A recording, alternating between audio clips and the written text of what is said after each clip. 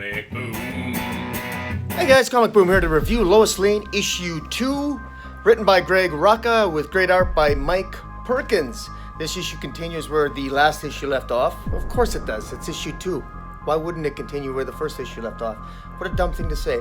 In any event, it feels like a crime noir tale, but it has some international intrigue, deals with Moscow, it deals with some corruption by a couple of US senators, a US corporation. Don't really know how all the pieces fit yet, but it's interesting. And in the meantime, while Lois Lane is sort of figuring out all this stuff, we've got that the world media is not particularly kind on Lois Lane.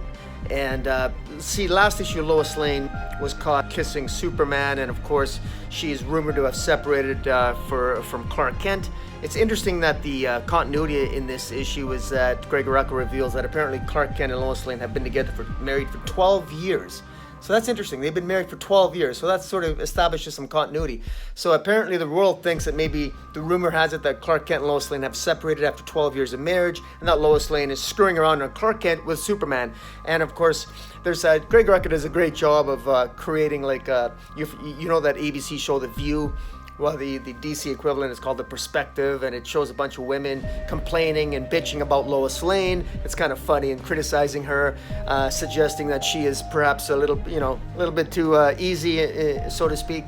And so there's people coming into her defense, and some of them not. So the dialogue here I quite liked. I like the sort of universe that Greg Rucka, he's creating a world here that's showing the pressure that is on Lois Lane, both in terms of her private life and in her professional life, because she exposed the White House in a corruption scandal that involved the White House secretly funding certain corporations to provide certain new border control houses at the border, some sort of immigration scandal. Meanwhile, this new reporter, Mariska Voronova, is found dead and murdered in Moscow, and she was working on something dealing with the Russian government. She ends up dead.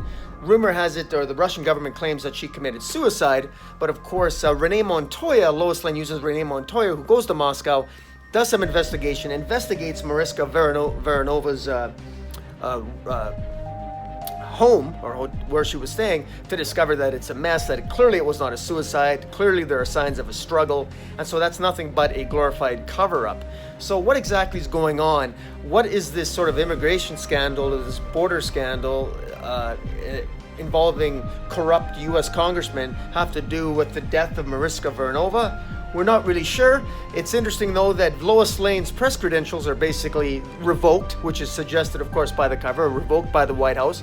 Perry White does indeed go to print the information. Lois Lane has got verified sources. She follows the money. She follows the information that Mariska Voronova has provided to her, because in the event of Mariska's death, Mariska made arrangements for Lois Lane to find what she was working on, to find the information and the contacts that she was working on. So Lois Lane has got names, and she's got the money trail.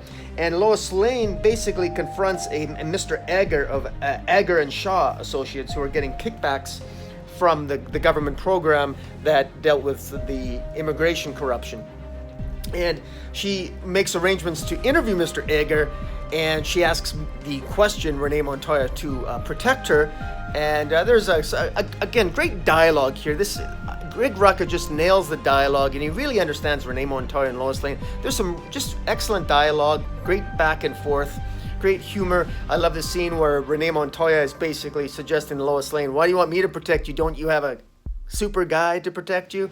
And of course, Lois Lane basically says that's not how it works. But in any event, those types of back and forth and those conversations that take place, they're very well written, and you get an easy feel to the story. It's really easy read, and this is building up to be a nice little mystery. I'm quite enjoying this. It's sort of set in its own little world, and Lois Lane herself, Greg Rucka does a good job of showing Lois Lane as somebody who, like Superman, she might not be superpowered, but she filters out all the noise that's thrown against her in her personal life.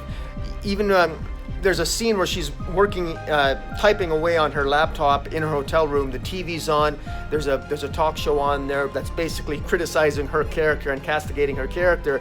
and she's just ignoring it. She's so focused on the work because that's what she does. And even Clark Kent, when she talks through her husband Clark, he asks her, how do you do it? And she says to him, well, how do you do it? How do you filter out all the noise and all the things people say about you? And of course, if he just does. He just filters it out, and that's exactly what she does. So they have a lot in common that way. So whether you're super or whether you're not, when you're good at your job, you got to focus and you got to get the job done.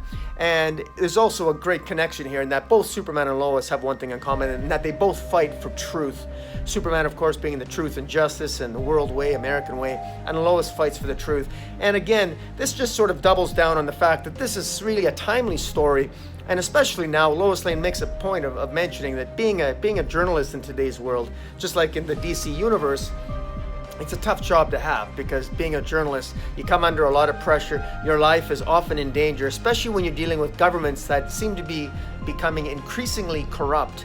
And with the advent of the technology and everything else, it's easier to hold governments, it's easier to discover secrets, arguably, and it's more difficult for government to hide those secrets. And so sometimes governments, of course, resort to lethal force to protect those secrets, as the reporter Mariska Verinova found out when she was presumably killed by Russian operatives in protecting a secret of the Russian government. That's the details of that secret we don't know yet, but we know it involves some American congressman and some immigration scandal and the Russian government.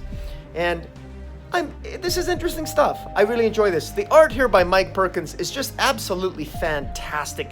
He's the perfect artist for this story. He, just like Brian Bendis wrote the story of Event Leviathan specifically for Michael Lark, Michael Lark, am I getting that right? In any event, this is a story that Greg Rucka, it's almost as if Greg Rucka wrote this story perfectly for Mike Perkins, because he does an absolutely excellent job here. And the illustrations are just spot on. I love Renee Montoya in here. There's some flirting that Renee Montoya does to a waitress at a bar here. It's a great scene before she rescues Lois Lane from a shooter in a restaurant when Lois is meeting with Mr. Ager, one of her people that she's interviewing to get to the bottom of the story. Great stuff overall. Greg Ruck has done a really good job here, which doesn't surprise me because the guy knows how to write women. He just does. And I want to give a shout out to Forever in the pages of Lazarus. Lazarus is a great series. So if you love Lois Lane, pick up Lazarus, because those characters in that series is just fantastic. So guys, tell me what you think of Lois Lane issue 2. Hit the subscribe button. Follow me on Twitter at Metropolis40. Until next time, Comic Boom out.